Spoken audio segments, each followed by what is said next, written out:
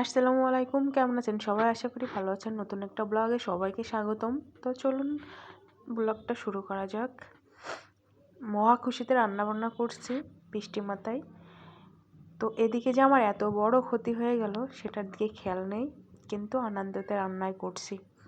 এদিকে বৃষ্টি হচ্ছে আর আমি রান্না করছি।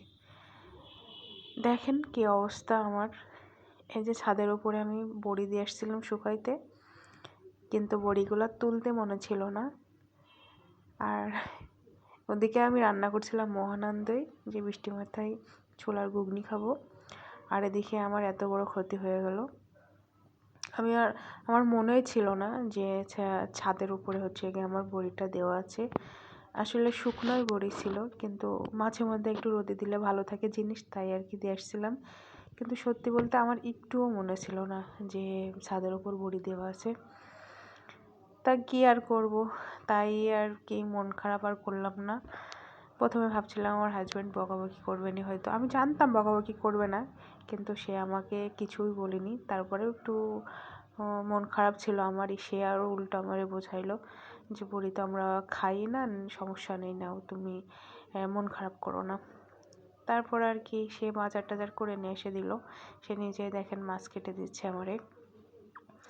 কাইচেটা হচ্ছে গিয়ে তারই কাইছে, মানে সে ফিশারিজ নিয়ে পড়তো, তার প্র্যাকটিক্যালের জন্য লাগতো। তো পড়া তো এখন শেষ, তাই আর কি আমাকে একটা দিয়ে দিল কাইছে। বললো তোমার যদি লাগে তুমি নিয়ে নি, এটা ওটা টুকিটাকি কিছু কাটার জন্য। তার দুইটা ছিল, তো তার ভিতরে আমাকে একটা দিছে। তো সে টেস্ট করতেছে কাটে কিনা। তো দেখতেছে সে কাটছে। এই হচ্ছে গিয়ে কাইসেটা দিয়ে সে কলেজে মাছ কাটতো, মাছই কেটেছে, তেলাপোকা কখনো কাটিনি। তেলাপোকা কাটলে অন্য মানুষদের নেই কাটতো, কিন্তু তার কাছে তো তেলাপোকায় কখনো কাটিনি। যাই হোক, আমাকে দেখাচ্ছিল এভাবে এভাবে কাটতে। এই যে মাছ কাটা ধোয়া সব শেষ, এবার ভেজে নেব বলতে এই মাছগুলো হচ্ছে গিয়ে পান্তা ভাত দিয়ে খাওয়ার জন্য ভাজতেছি, পান্তা ভাত দিয়ে খাবো বলে। আর দেখেন মাছের পেটে কী পরিমাণ ডিম হয়েছে। সে লোক বলেছিল যে ডিম হবে না, কিন্তু তারপরও ডিম হয়েছে। এই যে পান্তা ভাত, সকালবেলা পান্তা ভাত খাওয়া হচ্ছে।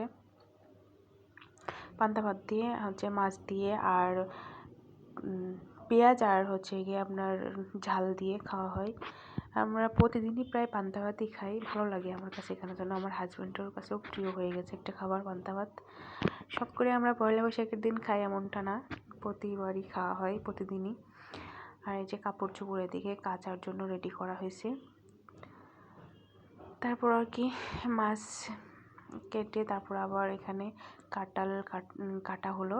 কাঁঠালও হচ্ছে আগের দিন নিয়ে আসছিলাম, আর কি বলবো। কাঁঠালটা হচ্ছে কেটে রাখছিল 2-3 দিন মনে হয়। তো বাসায় নিয়ে আসার পরের দিনই, মানে বিকালবেলা নিয়ে আসছি, রাতটুকু পার হয়েছে, সকালবেলা রান্না করার জন্য রেখে দিছি। কিন্তু কাঁঠালটা দেখছি হালকা হালকা পেকে গেছে, তো ওই কাঁঠাল আর খাওয়া যায়নি। তাই আবার টাটকা কাঁঠাল নিয়ে আসছে, আমি সাথে সাথে রান্না করার জন্য রেডি হয়ে গেছি। তো মানুষ, সত্যি বলতে মানুষ খুব খারাপ, প্রতারণা করে মানুষের সাথে। আমরা বিশ্বাস করে নিলাম যে কাঁঠালটা মনে হয় ভালোই হবে।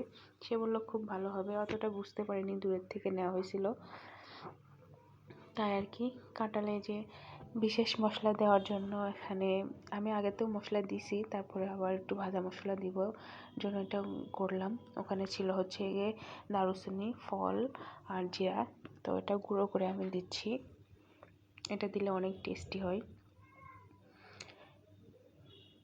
যে কোনো ঘন্ট বা বলেন বা হচ্ছে গিয়ে গরুর মাংস বা কোনো বিশেষ কোনো মাংসতে দিলে ভালো লাগে। তারপর আমি আর কি ওখান থেকে পেঁয়াজ রসুন একটু কাঁচাটা, মানে পোড়াটা উঠাই নিলাম, তেল শুদ্ধ, ওটাও একটু থেতো করে এর ভিতর দিলে অনেক ভালো লাগে। এই যে আমারটা রেডি, আমার রান্না। তো আমার হাজব্যান্ডকে একটু দিতে যাচ্ছি, সে কী বলে খেয়ে, তাই একটু দেখার জন্য যাচ্ছি। তো তাকে খেতে দিলাম, খেয়েছে পুরোটাই। তারপর দেখেন বিকালবেলা শুয়ে আছি, একটা তেলাপোকা আসছে, তো তাকে